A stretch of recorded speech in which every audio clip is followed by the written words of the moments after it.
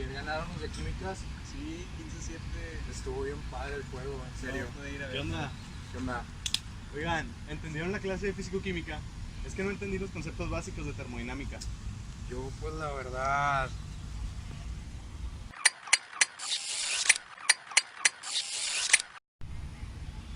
La verdad es que no entendí tampoco. ¿Tú entendiste algo? Creo que...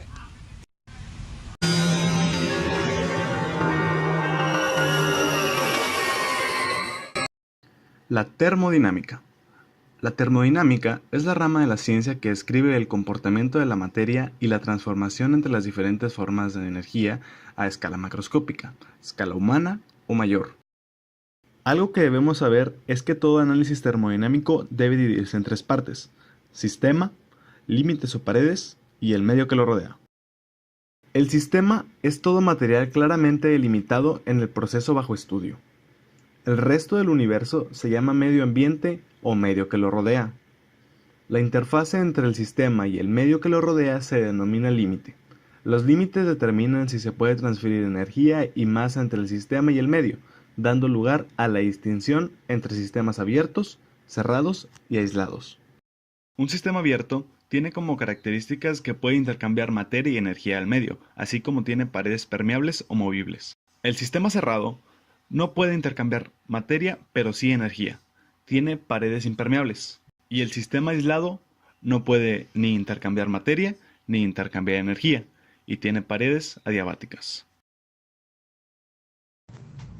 La ley de los gases ideales es la ecuación de estado del gas ideal, un gas hipotético formado por partículas puntuales sin atracción y repulsión entre ellas, y cuyos choques son perfectamente elásticos. La energía cinética es directamente proporcional a la temperatura en un gas ideal. La ley de Boyle, formulada por el físico y químico británico Robert Boyle, es una de las leyes de los gases que relaciona el volumen y la presión de una cierta cantidad de gas mantenida a temperatura constante. La ley de Gay-Lussac establece que la presión de un volumen fijo de un gas es directamente proporcional a su temperatura. Si el volumen de una cierta cantidad de gas a presión moderada se mantiene constante, el cociente entre presión y temperatura permanece constante. La ley de Charles relaciona el volumen y la temperatura de una cierta cantidad de gas ideal, mantenida a presión constante mediante una constante de proporcionalidad directa. Ley cero de la termodinámica.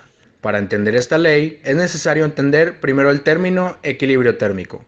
Se dice que dos cuerpos están en equilibrio térmico cuando al ponerse en contacto sus variables de estado no cambian. En torno a esta simple idea se establece esta ley. La ley cero de la termodinámica establece que, cuando dos cuerpos están en equilibrio térmico con un tercero, estos están a su vez en equilibrio térmico entre sí.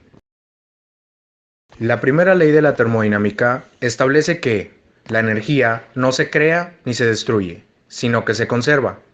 Entonces esta ley expresa que, cuando un sistema es sometido a un ciclo termodinámico, el calor cedido por el sistema será igual al trabajo recibido por el mismo y viceversa.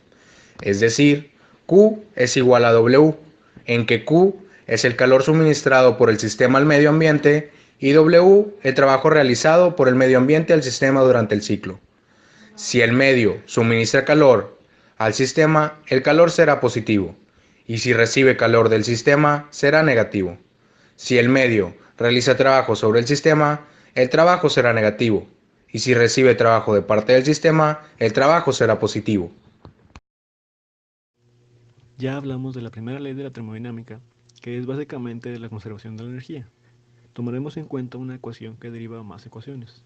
E igual a U, que sería la energía contenida en la materia igual a la energía interna del sistema. La magnitud que designa la energía almacenada por un sistema de partículas se denomina energía interna. La energía interna es una función de estado.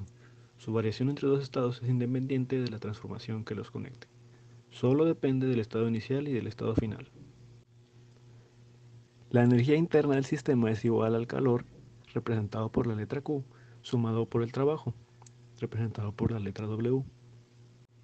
El calor es la energía transferida de un sistema a otro, debido en general a una diferencia de temperatura entre ellos.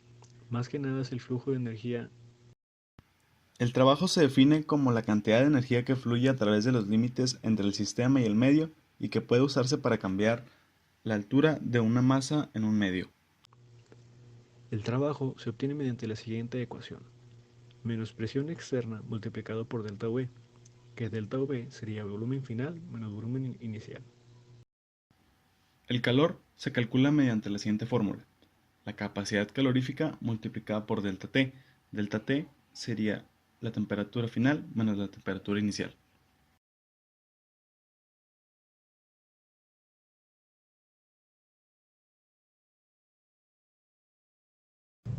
Un proceso isobárico es un proceso termodinámico que ocurre a presión constante. La mayoría de los cambios físicos y químicos ocurren a presión constante.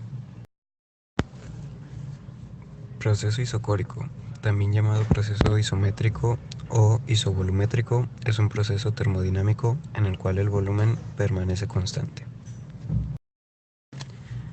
Se denomina proceso isotérmico o proceso isotermo al cambio reversible en un sistema termodinámico, siendo dicho cambio a temperatura constante en todo el sistema.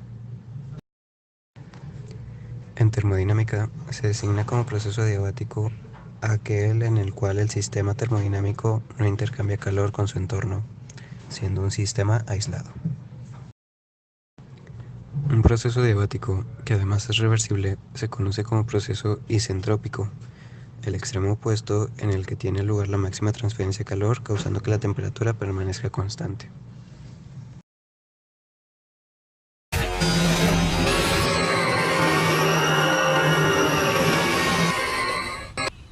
Sí, creo que sí entendí. Al igual, si quieres, podemos ir a un salón y ahí se los puedes explicar mejor. Sí, al igual y nos puedes explicar porque pues yo creo que debemos de saberlo para poder pasar la materia. Vamos. Vamos.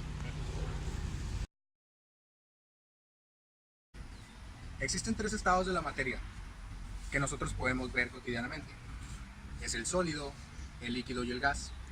Si nosotros lo vemos molecularmente hablando, cada estado de la materia tiene su propia energía interna. A mayor energía interna tiene ciertas características. Por ejemplo, primero tenemos al estado sólido.